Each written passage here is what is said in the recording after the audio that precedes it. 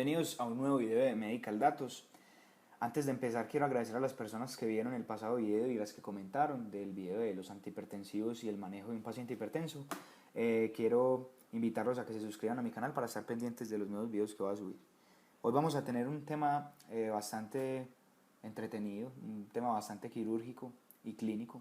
Vamos a hablar sobre todo el abordaje clínico relacionado con mucosa a través de las capas musculares. Esta herniación se va a producir en el sitio más débil de la pared de la mucosa intestinal, que es el sitio donde penetran los vasos rectos. En este justo sitio están penetrando y aquí vemos la herniación. ¿Por qué se puede producir la herniación? Puede ser por el aumento de la elastina en una enfermedad como el síndrome de Marfan, el aumento de la presión intraluminal del colon después de las comidas, ¿cierto? Aquí estamos viendo pues de la parte interior sobre cómo se ven los diverticulosis. La mayoría van a estar ubicados en el colon izquierdo y el 90% van a estar ubicados en el sigmoides. Y la gran mayoría de los pacientes con diverticulosis no desarrolla complicaciones. Entonces, la diverticulosis principalmente es algo asintomático, ¿cierto? Muy pocas veces va a presentar sangrado, ya es una complicación. La diverticulosis puede desarrollar diverticulitis, que es la inflamación de ese tubérculo, de ese divertículo, de esa herniación, y puede ser simple o complicada. Mucho más adelante vamos a hablar de esto. Entonces, estos términos son como una secuencia. Primero va a haber una miocosis, que es el engrosamiento del estrato muscular, acompañado del acortamiento de las tenias de los intestinos, y se estrecha la luz del colon, ¿cierto? Luego aparece un estado prediverticular, que es la miocosis, o sea, es el engrosamiento, pero no hay divertículos reconocibles. Luego tenemos la diverticulosis cólica, que ya es la presencia de divertículos, pero son asintomáticos. Tenemos la enfermedad diverticular no complicada, que son presencia de divertículos y síntomas no debidos a complicaciones. Tenemos la enfermedad diverticular complicada, mucho más adelante vamos a hablar, diverticulitis simple, diverticulitis complicada y por último la hemorragia diverticular. ¿Cuáles son los factores de riesgo para desarrollar una diverticulosis? Como lo dije anteriormente, el síndrome de Marfan por aumento de la elastina, el síndrome de Ehlers-Danlos, que es una enfermedad del colágeno, pueden estar predisponentes a formar una diverticulosis. El déficit de la dieta en fibra. ¿Por qué el déficit de la dieta en fibra? Porque una dieta baja en fibra enlentece el tránsito cólico y por ende va a aumentar la presión intracólica y por ende va a generar más riesgo de diverticulosis. El aumento de la edad, porque al aumentar la edad se debilitan las paredes de la mucosa y puede desarrollarse enfermedad diverticular. Vamos a hablar de la enfermedad diverticular no complicada, ¿cierto? Su fisiopatología es simple, es una inflamación crónica de la mucosa. La clínica va a ser muy similar al síndrome de colon irritable. El principal síntoma va a ser el dolor en la fosa ilíaca izquierda, eso ya es muy común, ¿cierto? ¿Qué debemos hacer con el tratamiento? 1. Corregir síntomas, podemos utilizar dipirona, que es muy buena opción. Evitar la recurrencia, decirle al paciente que mantenga una dieta rica en fibra, eso lo puede decir el nutricionista, pero le podemos decir que pues 30 a 35 gramos al día de fibra son muy adecuadas. Y por último, pues prevenir las complicaciones. Diverticulitis es la complicación más frecuente de la enfermedad diverticular no complicada. Va a tener dos formas, en el 75% es simple y en el 25% restante va a ser complicada. Vamos a hablar de la diverticulitis aguda simple. La fisiopatología es sencilla, ¿cierto? Ocurre cuando las heces van a ocluir el saco diverticular. Las heces ocluyen el saco diverticular, generando lesión e inflamación y por ende una obstrucción, ¿cierto? Esta obstrucción junto a la inflamación va a aumentar la presión. Este aumento de la presión me va a llevar a una proliferación bacteriana, luego va a haber una isquemia y una ectasia y se empiezan a formar las microperforaciones.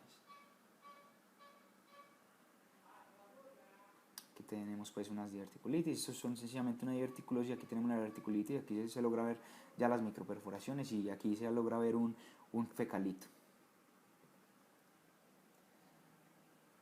Las manifestaciones clínicas y el diagnóstico son muy clásicas, todas las conocemos. El principal es el dolor en fosa ilíaca izquierda, el signo de Robson invertido, que es la opresión en la fosa ilíaca derecha, se mantiene. Al oprimir la fosa ilíaca derecha, los gases se empiezan a ir hacia la fosa ilíaca izquierda y va a generar una irritación y dolor. Anorexia, náuseas y vómito. Hay fiebre en un 86% de los casos, miren que es muy alta la prevalencia. Leucocitosis con neutrofilia en un 55% de los casos. En dudas podemos realizar TAC si estamos pues a la mano, si tenemos una tomografía a la mano. Esto es muy importante, nunca mandar colonoscopia ni enema. ¿Por qué? Porque esto me va a causar perforación. Nunca en una sospecha de diverticulitis vamos a mandar colonoscopia ni enema como diagnóstico, nunca. ¿Qué diagnósticos diferenciales podemos tener? Apendicitis aguda, carcinoma, úlcera péptica, enfermedad de Crohn, colitis isquémica y podemos poner la apendicitis también como diagnóstico diferencial. El tratamiento de la diverticulitis pues lo dividimos en dos, tratamiento ambulatorio y tratamiento hospitalario. El tratamiento ambulatorio lo vamos a explicar en esta parte. Solo si el paciente presenta dolor leve, ¿cierto? Eso es como muy subjetivo, ya cada médico y cada practicante pues determinará cómo es el dolor leve de ese paciente. Vamos dieta, como siempre he venido diciendo, una dieta muy rica en fibra. Antibióticos por 7 a 14 días cubriendo los gram negativos que son los más predisponentes en nuestro aparato gastrointestinal y anaerobios. Podemos utilizar una muy buena opción, es esta combinación de cefalosporina de tercera generación más metronidazol. El metronidazol solo también para tratamiento ambulatorio es muy útil, damos 500 miligramos endovenosos cada 8 horas. El tratamiento hospitalario ya es pacientes con signos y síntomas mucho más graves. Damos antibióticos intravenosos de 7 a 10 días. Si hay mejoría en 48 horas, ya pasamos al tratamiento oral. Líquidos endovenosos como todo paciente hospitalizado. Y en la analgesia hay algo pues que quiero hacer un poco de énfasis. Y es sobre, de pronto muchos pensaremos que ya la enfermedad la diverticulitis en un tratamiento hospitalario es cuando nosotros miramos que el paciente está mucho más grave. Al estar mucho más grave quiere decir que el dolor está muy fuerte. Entonces todos iríamos por la primera opción de un dolor fuerte que sería morfina, ¿cierto? La morfina. Pero la morfina en estos pacientes está contraindicada. ¿Por qué? Porque la morfina se ha demostrado que aumenta la presión intracólica, por ende es más probable que haya una perforación de ese divertículo. Entonces de la morfina vamos a utilizar la meperidina.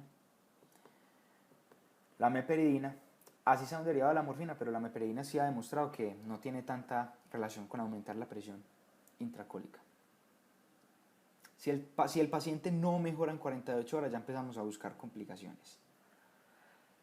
La Organización Mundial de Gastroenterología afirma que del 22 al 30% de los pacientes que presentan un primer episodio de diverticulitis presentarán un segundo episodio. Entonces eso es importante para decirle al paciente que reconozca sus síntomas y acude urgentemente al médico. Vamos a hablar de la diverticulitis complicada.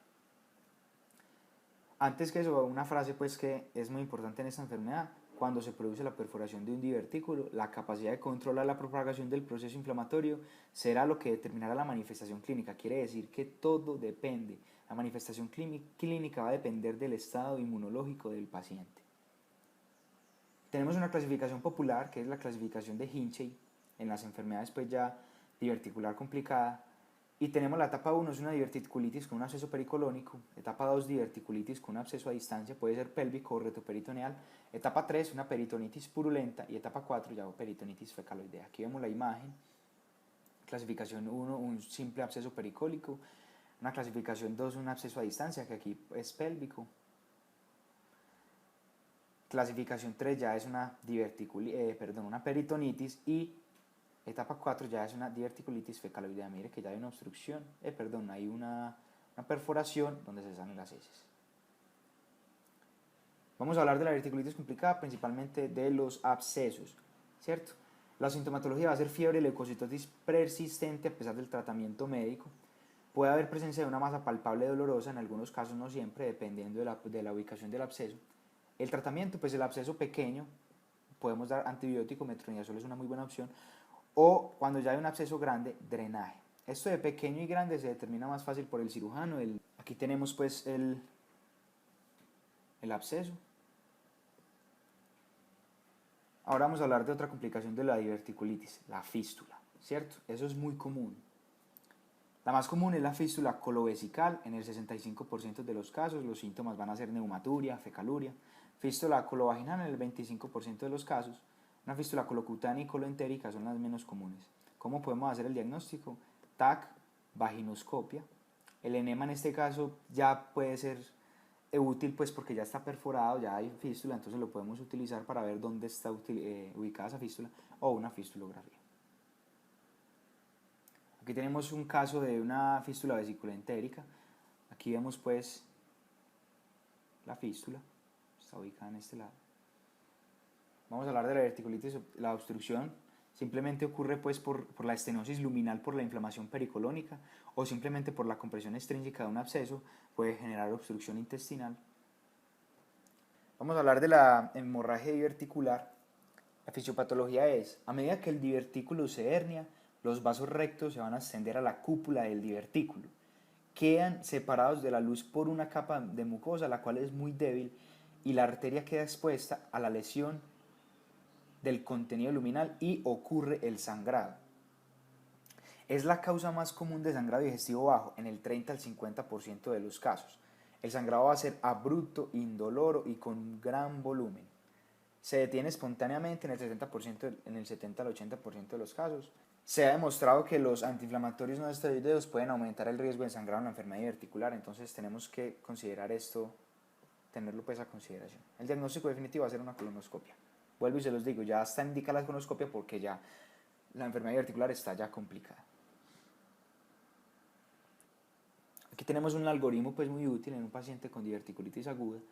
Vamos a determinar si es grave, sí o no. Si no es grave, tratamiento médico ambulatorio, hidratación oral, antibióticos orales. Si hay mejoría, da dieta rica en fibra, más una colonoscopia de seguimiento de las 2 a las 6 semanas. Complicaciones crónicas y recurrencia, no. Dieta rica en fibra, sí. Cirugía electiva. Si el paciente tiene una diverticulitis grave, no es grave y no mejora, ya tenemos el ingreso hospitalario y la determinamos como grave. Entonces, ¿tiene signos de peritonitis difusa? Sí y no. Si no los tiene, una tomografía abdominopélvica. Absceso mayor de 5 centímetros, sí, está asequible y no es complejo, se puede hacer o drenaje percutáneo y si no es asequible, solo cirugía. Y si el absceso es menor de 5 centímetros, tratamiento médico, como se los dije, metronidazol es una muy buena opción y ya observamos la evolución del paciente.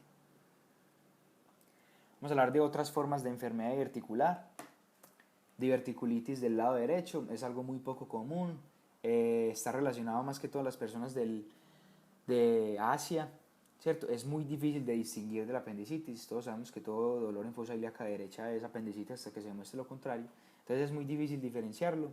Los síntomas, la sintomatología va a ser igual. En ese momento hay estudios en Asia donde demuestra pues que esta enfermedad está más ligada a pacientes mucho más jóvenes, de 15 años, 10 años, entonces están buscando la parte genética de esta enfermedad, están tratando de investigar si ya es algo genético.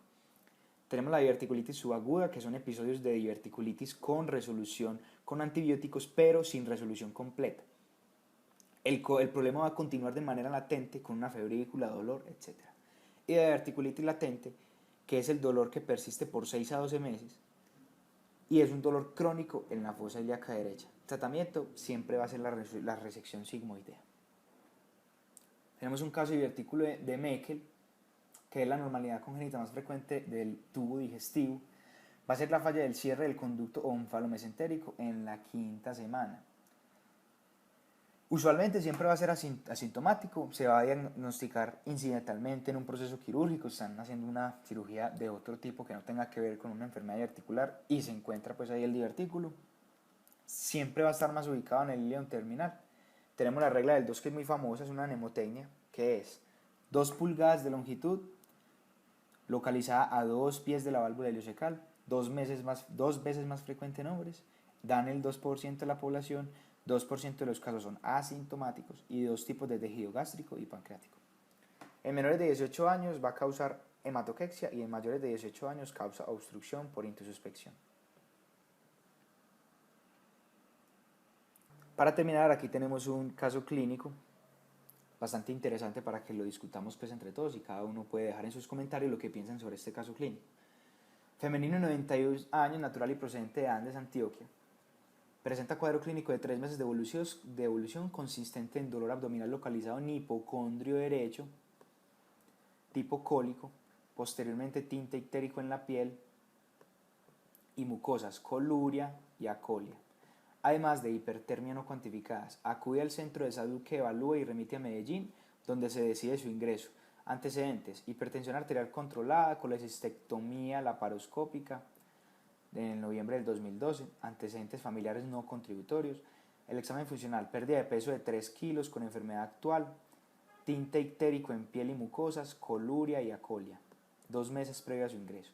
Al examen físico tenemos una presión arterial de 166/80, frecuencia cardíaca de 80, frecuencia respiratoria de 16, regulares condiciones generales, normotérmica al tacto, deshidratada, piel, tinte ictérico en piel y mucosas, en el cardiopulmonar los ruidos respiratorios presentes en ambos emitoras sin ruidos sobreagregados, ruidos cardíacos rítmicos irregulares sin soplo ni galope, abdomen plano, ruidos hidroaéreos presentes, blando, deprimible, dolor a la palpación profunda en epigastrio. No se palpan tumoraciones ni visceromegalias. El examen neurológico está consciente y orientado en los 3 planos. Entonces, en resumidas cuentas, pues en este caso clínico tenemos una paciente ya en su etapa terminal, ¿cierto? En su etapa terminal. Tiene un dolor en hipocondrio derecho, tiene ictericia, acolia y coluria, ¿cierto? Se le mandan unos laboratorios donde encontramos una hemoglobina de 11.5 gramos decilitro. Aquí podemos ver que todas las pruebas de función y daño hepático están alteradas. Ya vamos a hacer pues un razonamiento clínico con respecto a eso. Tenemos la aspartato aminotransferasa de 163 unidades litro. Tenemos también la alanina aminotransferasa de 117. Miren esto, fosfatasa alcalina de 677. Gamma glutiril transpeptidasa de 875. Esto claramente nos indica un patrón colestásico. Un patrón colestásico, no es un patrón hepatocelular, sino es un patrón obstructivo, una ictericia de origen obstructivo. Bilirrubina total de 5.56, bilirrubina directa de 3.78, bilirrubina indirecta de 1.78. Esto claramente es una ictericia de origen obstructivo. Y ahora, ¿qué estaba causando esa obstrucción? Obviamente le tenemos que mandar imágenes diagnósticas. Se le manda un ultrasonido abdominal donde reporta dilatación de las vías biliares intra y extrahepáticas, hipotrofia renal bilateral, que no corresponde pues a esta parte, a este caso clínico, pues a como a la enfermedad que estamos hablando, y una colecistectomizada, perdón. Entonces aquí podemos ver pues la dilatación de las vías intra y extrahepáticas. Entonces ahora ustedes se preguntan, ¿y por qué estamos viendo como si fuera algo más ictérico en una enfermedad diverticular? Pues porque les quiero dejar como conclusión de este video de que existe este síndrome de Lemmel. Es una ictericia obstructiva. ¿Por qué? Porque hay un divertículo que obstruye la salida del colédoco, empieza a obstruir el colédoco y genera una ictericia obstructiva. Se los quería dejar como enseñanza para que sepan pues que existe, es algo muy muy poco común, solamente para que sirvan pues de enseñanza para su vida. Esta es la bibliografía para los que quieran entrar a darle un vistazo a los artículos que utilicé para esta exposición. Y pues muchísimas gracias. Este fue mi segundo video. Ya saben, suscribirse para más videos. Por favor, en los comentarios pueden dejar sus aportes. Si creen que en algo me equivoqué, por favor déjenlo en los comentarios. Si alguien quiere que explique un tema en específico, lo puede dejar también en sus comentarios. Y de antemano pues otra vez, muchísimas gracias a todos.